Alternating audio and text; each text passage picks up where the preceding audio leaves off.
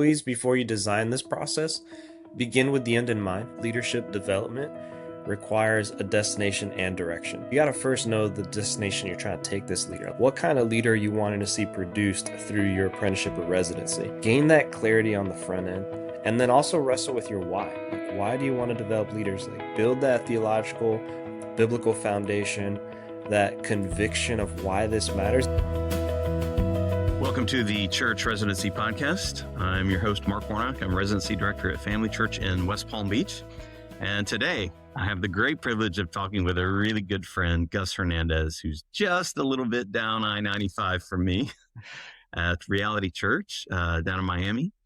Gus, thanks for being with us today and for having this conversation. Man, absolutely, Mark. Thanks so much for the invitation. Love and respect you a lot, my brother, and so can't wait for our time together. Welcome to, man. Let's start. Introduce yourself. Talk a little bit about your family, how you got into ministry, and what you're doing now. Give us a kind of a frame up so we know who we're talking to. Yeah, man. So Gus Hernandez Jr., married to my wife Barbie. It's going to be 19 years. We have two precious daughters, a 13-year-old and a 10-year-old. So just entered those teenage years. Prayers up for your boy. Nah, seriously, those girls are amazing. I love being a girl dad, and it's been a fun season. And for me, as far as how I got into ministry, it starts all the way back. I was the first Christian in my family, and so my parents, as kind of like non-believers, placed me in a private school that happened to be a Christian school. And going through middle school, I had to own a Bible, read the Bible, and then just going through the book of Romans in Bible class, started to sense that conviction. And then my Bible teacher, Marcus Rodriguez, kind of helped fill in some gaps and explain the gospel more intentionally with me. And then I received my Lord and Savior, Jesus Christ, and came home, started telling my parents about it over time, got to lead my mom to faith. Got to see my dad come to faith. And man, the gospel just transformed my life and my whole family. My senior year of high school is when I started sensing and wrestling with that call to ministry. And so then I enrolled in a Christian university, got a pastoral studies degree, went to seminary, and that eventually got me started with some different internships at different churches that landed me my first official ministry job right out of seminary. Yeah. You've been doing leadership development in different places in different ways, and you've thought really deeply about discipleship process and systems like that. Tell us some of like how you kind of got into that space and, some of the story behind that. Absolutely. I would say my love for discipleship and disciple making started in college.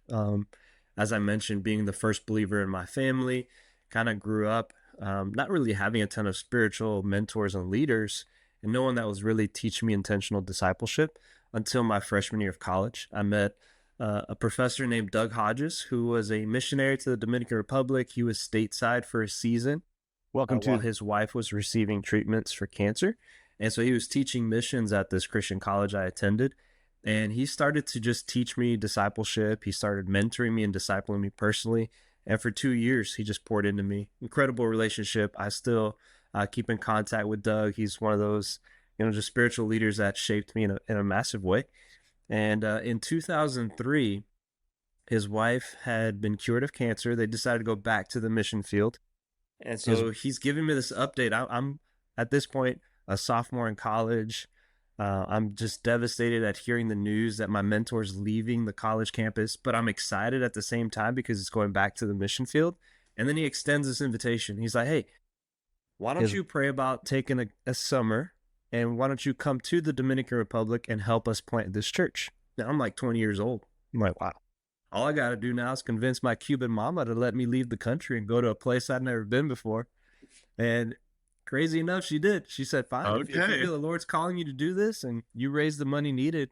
So I lived for 12 weeks in the Dominican in an apartment next to my mentor and his wife, along with a couple other college students. And he just intentionally poured into us and taught us missionary life work. And then we went out and did it. Like every day we'd have training, then we'd go out and we'd spend time meeting people, connecting with people, starting groups, sharing the gospel, discipling Dominicans. And then by the end of the summer, we launched the church. And I've been back to visit that church several times. Got a mission team from my church in Miami going to that church actually in a month. So okay, let's go, man. Beautiful. That church is 23 years old now, and they've planted other churches in the Dominican Republic. They've got a little training Good, residency man. going at that church as well. So I would say my love for discipleship and my love for developing young leaders was birthed Hmm. right there in college, and then my first summer experience overseas. His That's great. The thing that is standing, I've heard you tell this story before. The thing that's standing out to me now is your mentor is doing two things at the same time, right? Mhm. He's doing the ministry in the DR and he's developing leaders while he's doing it. And gosh, I think in local church ministry, we have to be doing two things at the same time because Jesus did two things at the same time. Paul did two things at the same time. We've got to do it too.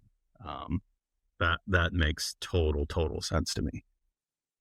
his his Awesome. Well, so you're at Reality Church in Miami right now, executive pastor. That means you're in charge of everything, right? his Man, you know how it is, those church planting vibes. Carlos I know. Carlos Lolette, he's the lead pastor. I serve as XP, and so man, we partnered together to co-plant this church. Great relationship.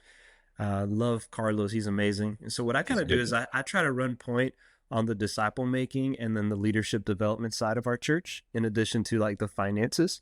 And then Carlos is, primarily helping with the elder formation, Right. the preaching. I preach once a month. He's preaching the other 3 Sundays a month.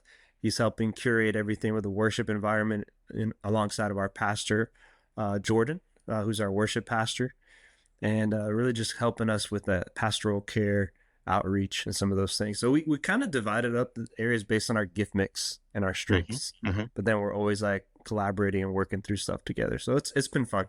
I get And to Yeah, go reality's for how it. old now? We just celebrated 4 years. 4 years. So Okay. yeah, it's Um, been great.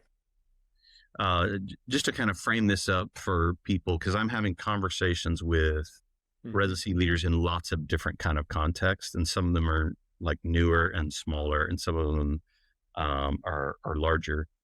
Just to kind of frame it up for listeners, on a typical Sunday morning, how many people come to Reality Church? Yeah, we're ranging 350 to 400 right now. Oh, that's great. That's great for a 4-year-old church. That's outstanding. Okay, awesome. Um, all right, so talk to me about what Reality is doing to develop leaders. Uh, His his yeah, I'll his just leave it there. his Yeah, man, early on, because that was a big part of what I was doing at my previous church. So before coming to plant at Reality Church, I was serving at a church in the Nashville area called Long Hollow, and so I Yeah. was overseeing spiritual formation and mobilization. And so I've always had a heart for developing leaders. So as soon as we got here, we're always thinking, all right, even though Mm-hmm. we're a brand new church, what's going to be our leadership pipeline? How are we going Let's to help go. call people up and develop them and walk alongside them?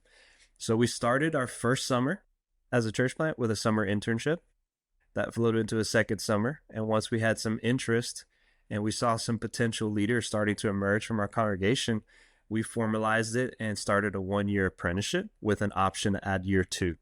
And so we started with 2 ministry apprentices, and then it became 6 ministry apprentices. So right now, we have 6 ministry apprentices going through what we call our MAC for short, our ministry apprentice cohort. And so they will commit for a year with the option to roll into a year two, and it's fun. There's 2 ways to structure it. I've got some of them are part time, so they're either still wrapping up college, they're college students, or they're young professionals, and they have a job in the community, so they can do it part time. Or if they want to commit to full time, we structure it a little bit differently. So it just depends if they want to do 15 hours a week or 30 hours plus a week. And so Okay. we just have different on ramps and paths for those options. Okay. Um, what's uh, what's kind of the end in mind that you have for these leaders that you're developing? Mm-hmm. Some Yeah. residencies like are wanting to develop church planters and launch them out. Tell us about yours. Yeah, I think for us, we're trying to prepare young people for a significance of lifetime in ministry. And so I want to teach them how to lead themselves, I want to teach them how to lead others. Ultimately, I'm trying to equip them to be able to lead ministry. And so if for me, if that means in the future them becoming a church planter, pastor, or future missionary, I'm trying to lay that foundation that can open those opportunities and paths for them. And so the apprenticeship is really helping them wrestle with calling, teaching them some basic theology, some practical hands-on ministry skills. It's kind of a combination of spiritual formation, theological formation, and real hands-on ministry experience. Yeah. Um, let's double click on that then. Talk a little bit more about what are some of the experiences you have? What are some of the topics that you tackle? Give us a sense of what curriculum looks like. Yeah. So I think, in our year-long process, we're going to tackle components of spiritual formation.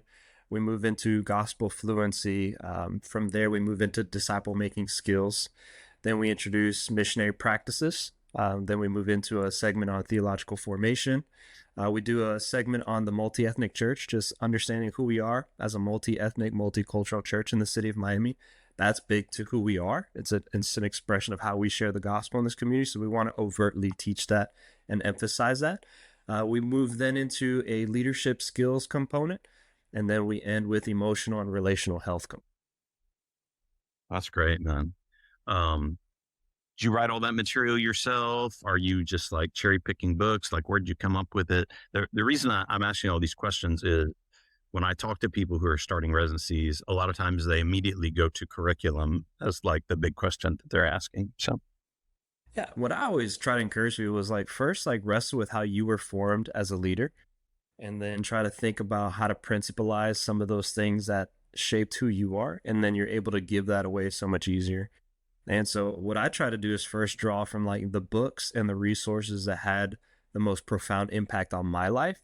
It's just natural and easy for me to take those principles and concepts and pass it on to another generation, because I'm not having to go then read a new resource, or like it's this book, I've already read it. It shaped me. The way I do this thing in ministry is because I was influenced by this mentor, this leader, or this book.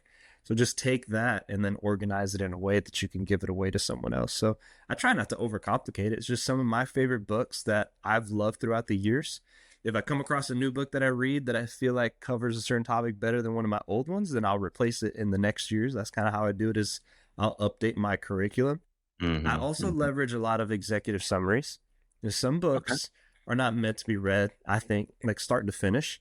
Right. Sometimes like the sweet sauce or like that sweet spot in the book is like 1 to 2 chapters, or like this Yeah. key thought that this author introduces. Sometimes you can get that thing in an executive summary. So I subscribe to a website called studyleadership.com, and Okay. it professionally produces executive summaries on some of these great books, from ministry to leadership, different categories. Okay. And so now I can give an apprentice a 15-page PDF before a meeting. They're more likely to read that, get the main Yeah. concept I wanted out of that book. And then there's some books I do want them to read, like all the way through. So I kind of pick and choose between full books and executive summaries. That's good. What's the your favorite book in your residency? Oh man, that's tough. I would say I'm partial to Transforming Discipleship Okay. by Greg Ogden, the second Okay. edition. I Yeah. think that one, because my mentor used that book to introduce me to personal disciple making that truly produces spiritual transformation. And that book has probably had the most profound impact on shaping of how I do ministry. It's birthed a lot of disciple making resources and things that I've done in the past. But Yeah. it all started with reading that book as a college student, and it's just formed and shaped how I do disciple make. So I'd have to say that one probably. Okay.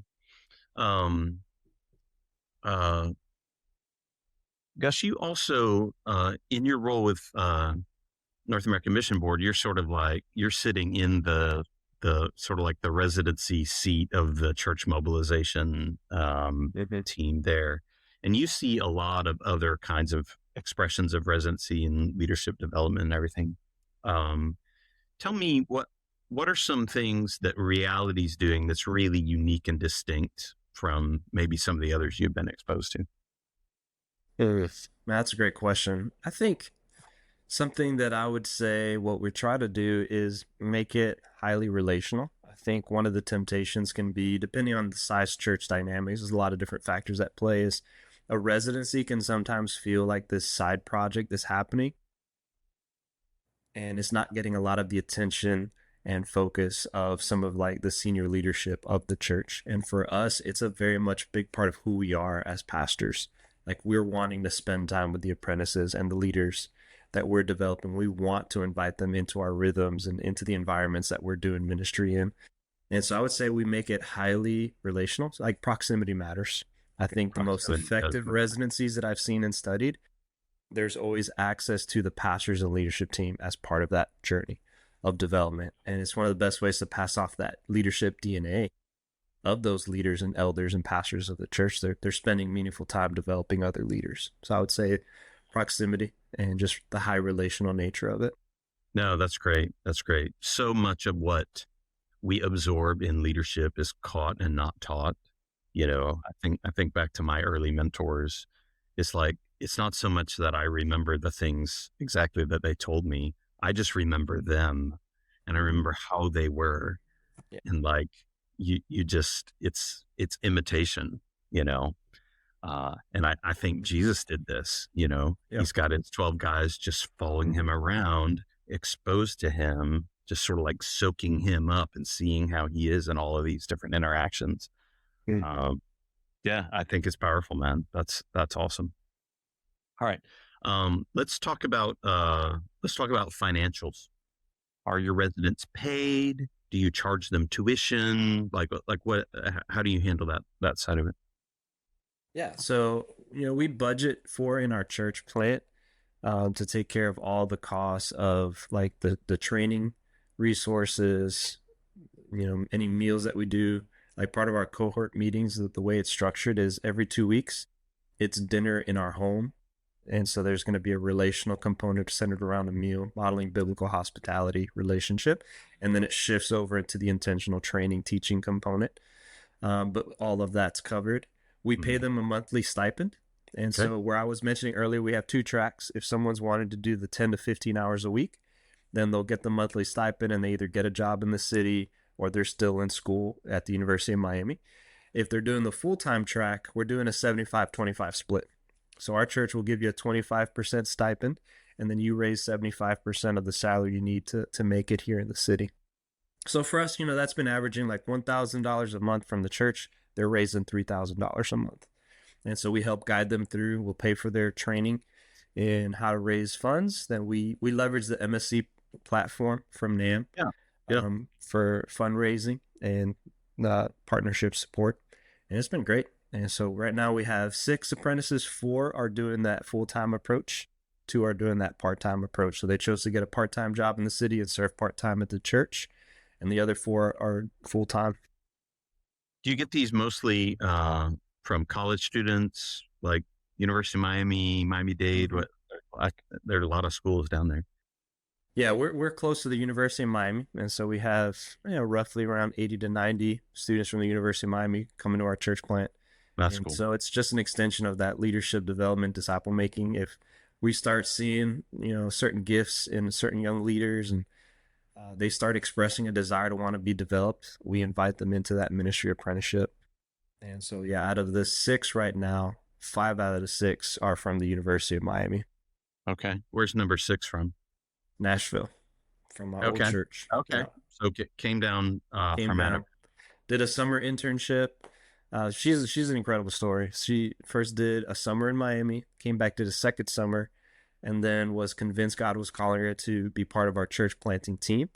And so we talked about what it looked like for her to move down and do a 1 year apprenticeship, and it's turned into year 2 now. She's our year 2 resident or ministry apprentice. She's amazing. She's running our groups ministry and our missions ministry at the church. She's phenomenal. Yeah, It's been fun to see her grow over the last 3 years from summer intern to year 1 apprentice to now year 2 apprentice. It's amazing. that's cool. That's cool. Um, is there uh, is there any? It sounds to me like you're getting either college students who are connecting to a church or people you're recruiting from outside. Like, do you have a sense of objective or vision about where you want your students coming from? Do you want to have them emerge from your congregation, or do you want to like bring them all in, or does it not matter to you? Like, talk to me about Yeah, I'm open to it. Like, I don't mind. Sometimes, we have obviously a lot of mission, a lot of partners that supported us as a church plant. So we have entertained some of those conversations with some of those supporting and sending churches that we have who want to send us some young adults that want to be trained. I Good. would put them through that same process. My number one is always trying to raise leaders from within, and so I'm just constantly looking at my congregation with those eyes of just like, man, who here has the potential to one day be a future pastor, missionary? Mm-hmm. What's the application intake? Like, how do you like get those folks in and committed? Talk to me a little bit about how you do that. Yeah, I think for us it starts with just that initial conversation and see kind of like where they're at. If they're interested, they want to explore, they're sensing something. Sometimes it's an I see in you conversation. Maybe they're not seeing it quite yet, but all of us leaders around them, we see that potential in them. So I was like, hey man, I see in you the potential to one day be in ministry. Have you ever wrestled with that? Have you ever sensed God say something about that? And I just had one of those actually yesterday with a college student, where I got him like see him speak somewhere. He just gave me like preacher vibes. Like, wow, it's such a good communicator. You explain that concept really well. And come to find out, he's like, yeah, I've actually wrestled with preaching as a calling. And I was like, great, let's talk some more. And Let's so have a from there, conversation. we have an application process. They fill out an application. Then we do the Working Genius from Patrick Lencioni as a as an assessment. And then we use the DISC personality profile and predictive index as well. Then we set up interviews, and they'll meet with a couple of the pastors. We try to get two pastors to do two separate interviews. We'll compare notes, Okay. and then we feel like it's a good fit, we'll extend an invitation for them to be accepted into the apprenticeship. Okay. So do you accept students like one time a year, or is it a rolling thing they can plug Yeah, in any? we have it structured to follow the calendar, academic calendar. So right now it'll go August to the end of May, and then we take like a month off in the summer before we kick it back off. And so it's following that academic calendar. Yeah, that makes sense. Unless they're staying through for 2 years and they're just staying through the summer, but we take a break from some of those cohort trainings and then they're just plugged into regular ministry rhythms. Okay. Awesome. All right. Now, let's get to the real sauce. You've been doing ministry leader development in a lot of different ways, and you've interacted with a lot of people who are doing this really high level all over the country.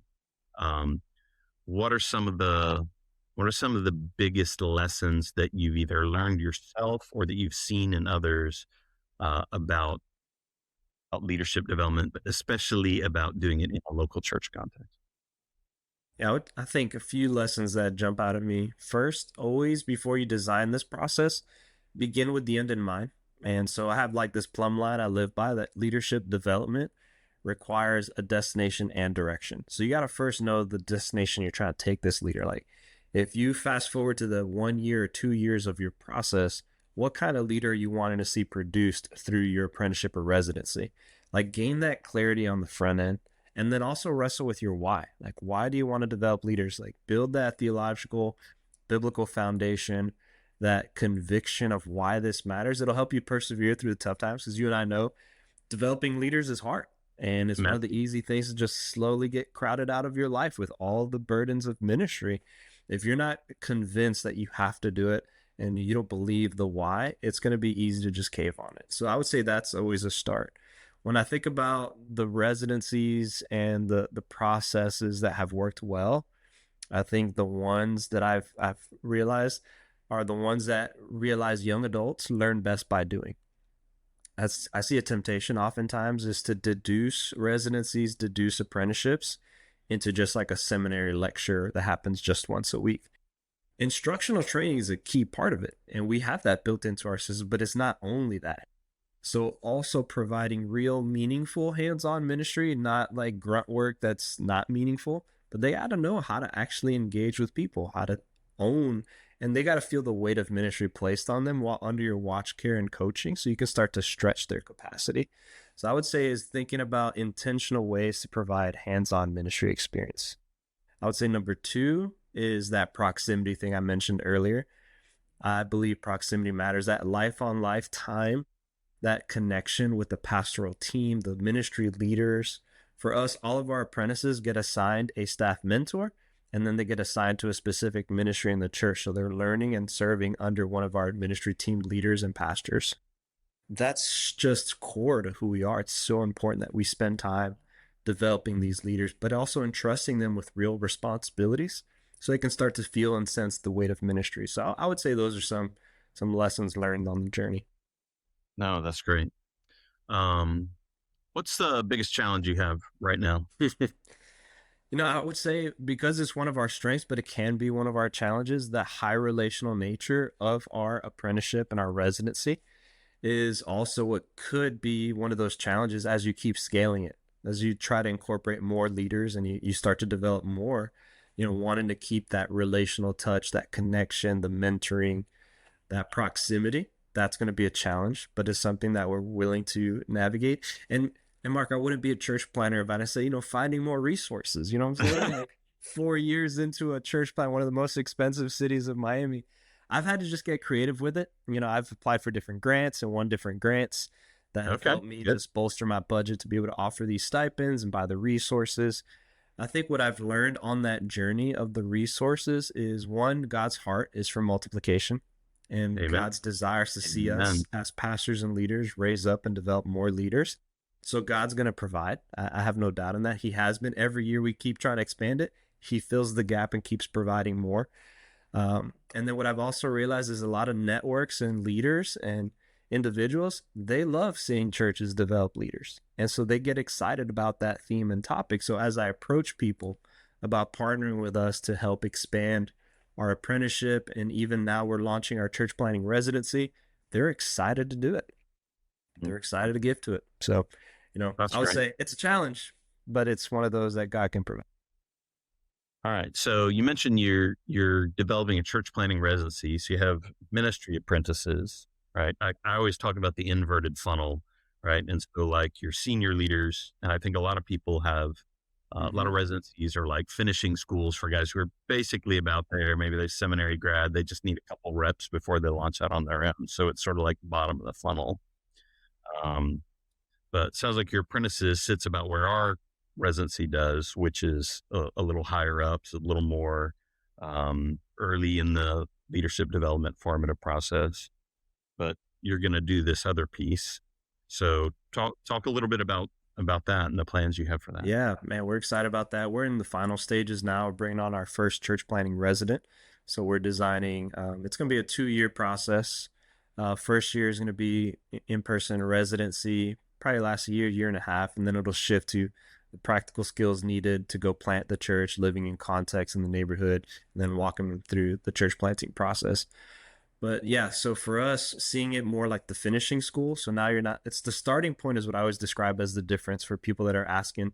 I was like, with a ministry apprentice, your starting point is different. Usually it's going to be a growing disciple, Yeah. kind of showing some leadership giftings, still wrestling with like figuring out calling. So for us, it sits right, like you described it perfectly, right in that middle spot of our leadership development process. For us, the church planting residency is not that. That's not their starting point. They've probably already got some ministry experience, and now they're really wrestling with, hey, I need the practical skills and knowledge to go plant a church in a specific neighborhood in Miami. Well, we want to help provide that. We want to teach them our system, our culture. We want to shape them, but ultimately, we want to help come alongside and support them to plant a multiplying church in the city of Miami. So we're excited. Yeah, our first church planting resident should start in the fall. Okay. Now, is the vision for that resident to go plant a church that's independent of y'all, or like, do you want it to be like a campus of reality, or like, I know, it. No, that's a good question. I'm I talking have to lots the of guy that questions. I should talk about this. We've entertained both options. Like we would help Sure. him plant an autonomous church. We've also explored if at some point he wants to explore more of a family church model. That's Hmm. something we're completely open to. And I Okay. think Good. if that's the case, you're going to be hearing a lot from me because we Well, would have to figure out some more of those dynamics. But honestly, Carlos and I, we just had a conversation about this yesterday and we feel so good about this candidate. We would explore either option and feel great.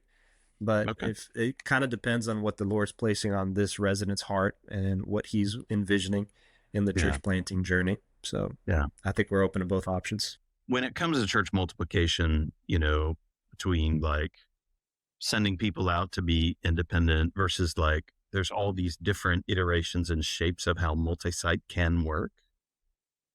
I just think there's not a right or wrong way to do it. There's, around here, like there's the right way, there's the wrong way, and there's the family church way. And like, we're just figuring it out. Oh man, I love what you guys are doing. Yeah, it's great fun, man. Um, all right. Let's see. Well, one of the questions that I want to ask you, and I may circle back um, to some other things, but part of my heart in doing this and having these conversations with leaders like Mm-hmm. you is so that churches that don't have this kind of leadership development, or they're thinking about it, or scared to kind of get started or nervous about it, is that they'll kind of be encouraged to pull the trigger and go. Even you Yeah. guys, like 4 years, like you just had some summer interns for a couple Mm-hmm. years, and then you took it to the next level, and now you're taking it to the church plant. And so it's actually really good because you guys are 4 years old. They say in the first 5 years, if you don't lean into the reproduction, Mm-hmm. you might not as a new church. Yep. And so like you guys are right on time. Mm-hmm. So the question behind all that is, what would you say to a pastor or church leader who's thinking about starting out, and what advice, what Yeah. counsel, what exhortation would you give Yeah. Absolutely. One thing I'd say right out the bat, man, don't chase a perfect model. them? Amen. Holy And smoke. there's no one size fits all approach to residency. There's no one size fits all approach to leadership development. Man, if it's worth doing, it's worth doing poorly at first to refine it, keep making it happen. Like, don't let perfectionism get in the way. Don't try to like chase this perfect example. Just ultimately wrestle with the simple truth that a residency at its core is one leader giving himself away to another. If pastors would just wrestle with that and just ask themselves, how am I multiplying my leadership influence? Who around me is bearing my spiritual DNA, my leadership DNA? And what happens is you'll see yourself in ministry for years, and if you're not intentional on that side, you haven't really raised up other people who can lead like you and have the same passions and gift mixes and different areas. And so I would just tell pastors, just wrestle with how you were formed and developed, figure out a way that you can intentionally teach that to someone else and give yourself away. Don't overcomplicate residency. I've seen guys just sit there stalled out because they're just envisioning this too robust of a thing, and they're chasing after this fine-tuned perfect models. Like, just start somewhere. Just start meeting regularly with some leaders, walking them through some of your favorite books, giving them some real-world examples. It doesn't have to be super complicated. That's right. Find ways to intentionally give yourself away. No, I love that. Our residency is in its 14th year right now, but it started with sort of like a glorified book list, exactly what you're talking about. And I got seven guys in the room, and they started. You know, um, Trust me, you can get complicated as you go. And anyway, I love the way that you guys are doing that. You just started small, and you're building and adjusting and learning. And like, you came in with actually a lot of experience in this area. Um, but you started from zero at some point, right? Mm-hmm. Yeah. And figured it out. It's so much, don't despise the day of small beginnings. You talked about the one second year apprentice that you had that's like running groups ministry and whatever. You have any other students that you'd want to like tell us about? Is there a story here? Yeah, it's incredible. So right now we have two of our existing students that they're just halfway through an apprenticeship, and they're already showing like incredible growth, and they're showing an affinity to be able to like lead at a higher level. It's been really fun. We're at that church plant journey where we're now dabbling and starting youth ministry. So it's like each season of Okay, the church, you're that's like right. growing and adding new components to the church. And so we started, it was all young families. We had a ton of babies. And then our elementary got bigger a year later. And then we just started graduating our first middle schoolers. And now you got middle schoolers. And so we're figuring out, the Yeah. rhythms of doing youth ministry as a church plant. But one of our apprentices is helping us tackle that. And so he's taking some ownership. He's getting an opportunity in a smaller environment to kind of lead and put things together. And so I say that's been so fun for me. Our worship apprentice is doing phenomenal. Aiden is fantastic. He's running point completely on our Good Friday service. That was one of Right. the hands-on ministry experiences that the worship pastor entrusted to him. Says, hey, you're a graduate of the Frost School of Music at the University of Miami. You're a classically trained pianist. You have all these skills. We want you to help coordinate and recruit the team that's doing the Good Friday service at our Good. church. Come And the on, man. sense of ownership that he's had of just like, wow, I get to kind of bring the creative element to this, get to own this. Of course, the worship pastor's super involved in shaping it, guiding it, but really entrusting him. And he has stepped up. And I just started to get a glimpse of some of the stuff he's working on. It's going to be incredible. And I'm again, 1 year out of college, getting a chance to lead and flex those leadership muscles, doing a phenomenal job. I love that because I think a lot of times we're scared to delegate actual responsibility to people who've never done it before because we're nervous about what the product is going to be. Yeah. And I don't know, man. If you stay next to those folks, and you're just kind of looking over their shoulder and you're doing the model, assist, watch, launch kind of, pattern that a good leader developer should be, who knows? He may plan a Good Friday services better than the one that you did last year or the year before, Yeah. I mean, what he's already put together is incredible. I'm blown away by it. It's like, that's awesome. That's giving them a chance to run and lead and create. And it's been fun. I would say since we started our apprenticeship, our worship attendance has doubled. I'll say it that way. Wow. So in the 2 years of intentionally raising up leaders and entrusting meaningful ministry by delegating, we've actually reached and engaged more people since being intentional about raising up leaders. So you see a connection between leadership development and growth of the church. Mm-hmm. Okay.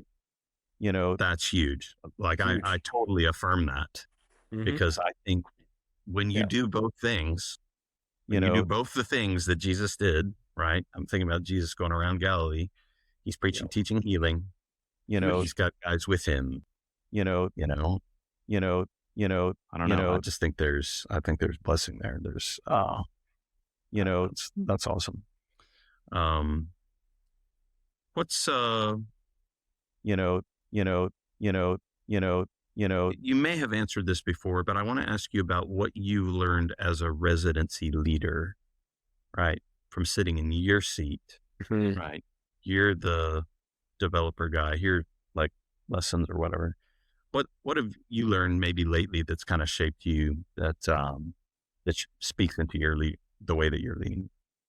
I mean, you mentioned earlier about just some of the experiences coming into it. So at my previous church, Long Hollow, 2016, our leadership team started to sense like we needed to lead the church toward multiplication. With the help of our missions pastor at the time. He kind of helped us get some resources from Send Network, and we then started visiting some different multiplying churches. And we launched our first church planting resident in our residency. And then the next year, I took over the residency and been leading it for a few years before I eventually hired another guy to join our team, TJ Joy, who's still the church planting pastor at Long Hollow. Has done phenomenal. But here's the cool thing: from that 2016 conversation of a leadership team to that first resident, this year that church is sending out church planter number 18. Come on, man. It's been incredible. I would say bringing that same DNA to a church plant in Miami, where we always want to be asking ourselves, okay, God, how do we raise up leaders from within? I would say prayer has always been a foundational component to that. So every single day, praying Luke 10:2, making that a very important focus, praying to the Lord of the harvest to raise out laborers to send out into the harvest. That has been a consistent factor. I would say even starting from scratch again was fun. So all right, we were leading more of an established thing that we had built out and refined over time at Long Hollow. Because Long Hollow is ground zero, man. Yeah, I mean, I was like, I don't got the resources that I had at my previous church. Starting back at ground zero, and it's been fun to reimagine it. So I would say, be okay with starting and changing and tweaking things based on your current ministry setting. There's some uniqueness to South Florida, very different from the context I was leading at before, that has shaped it.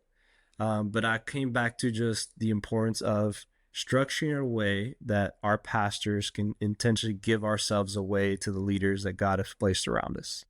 As we're developing these young leaders, we want to make sure that we're being intentional with sharing our lives and our experiences, our ups and our downs, our good and our bad. So kind of like in thread with our name, Reality Church, just being real with the young leaders, not over glamorizing it, but telling them the raw, real truth of ministry and what it's like to be in the trenches of ministry. So we'll bring them in sometimes to decisions we're wrestling with, just to model some of the things we're wrestling with as leaders in ministry. I would say give yourself away. That's the easiest way to do residency. Don't make it something that's not dearly connected to your heart, what you're passionate about. If you're passionate about those things for a reason, give those things away.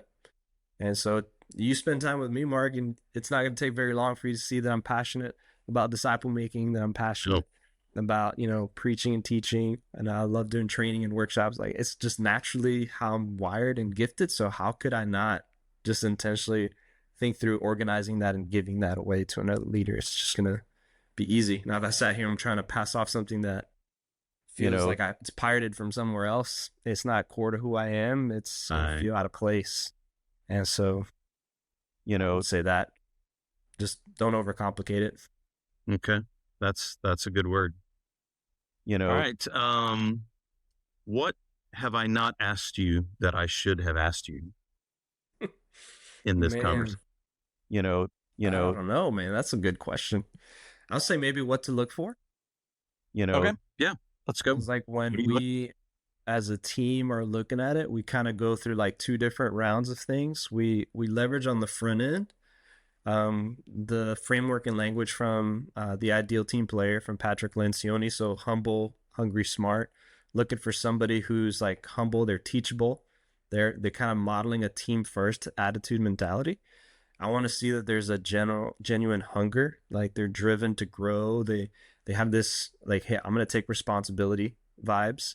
And then the smart is more about like emotionally intelligent and people smart. Like they are naturally just influential people in the church. You can see that they leverage that. And then once we go into the application process, then we're looking for 4 C's. We focus on character. We're trying to determine chemistry. Do they fit our team?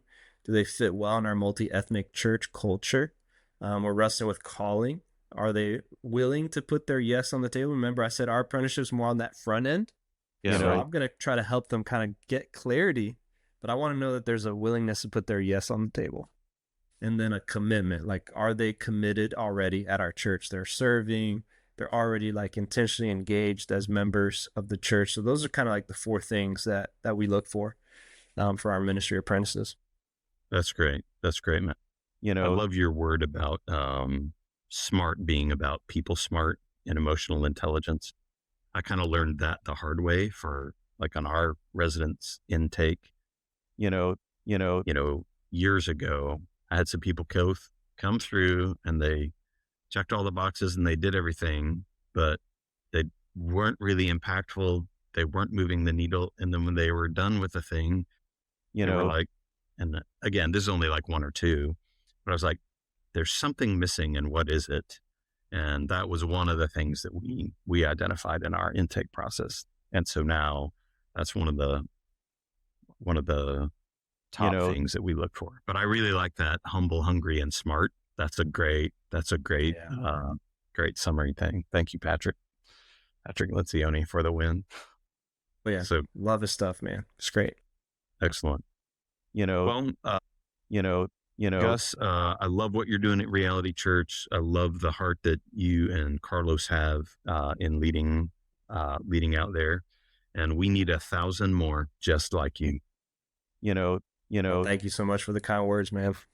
That's our goal. We want to keep raising up leaders and planting more churches. That's good. Got a huge need down here in South Florida, Mark. Amen. So if somebody winds up hearing this podcast and they're like, man, Gus Hernandez, Miami, like how do I connect with that guy? Can I come down and do his apprenticeship? How can they find you? Yeah, absolutely, man. Shoot me an email, gus@realitymiami.com. Very simple. Shoot me a message. We'd love to connect, hear your story, and then just walk you through our process. Well, Gus, thank you so much for spending time to be on this podcast today. My great affection for you, and appreciate all of the wisdom that you shared, man. Hey, likewise, thank you so much for the invitation. Absolute honor and a blast. All right. God bless you, brother. Take care. A couple quick things before we go. First, if this podcast is helping you, please let us know. We've recorded this first season as a trial run, and your feedback will help us to know how to shape it in days ahead. You can send me a quick email at residency@gofamilychurch.org, I'd love to hear what you think. Second, if you want to get a residency started at your church, we want to help. We've created a church residency starter kit with resources, articles, checklists, including a couple of curriculum options, all free to you. Follow the link in the show notes and we'll send it right over. There's no hidden sales pitch, no subscription. We just want to help. Finally, for churches in the SBC, Gus Hernandez and I will be leading a residency builder event in Jacksonville, Florida on September 29th and 30th of 2026. Bring a couple of key leaders from your church and you'll go home with a blueprint for a residency customized to your church, your vision, and your values. We'd love to see you there, but space is limited, so follow the link in the show notes for more information and sign up today. Thanks for joining us today. We'll see you next time.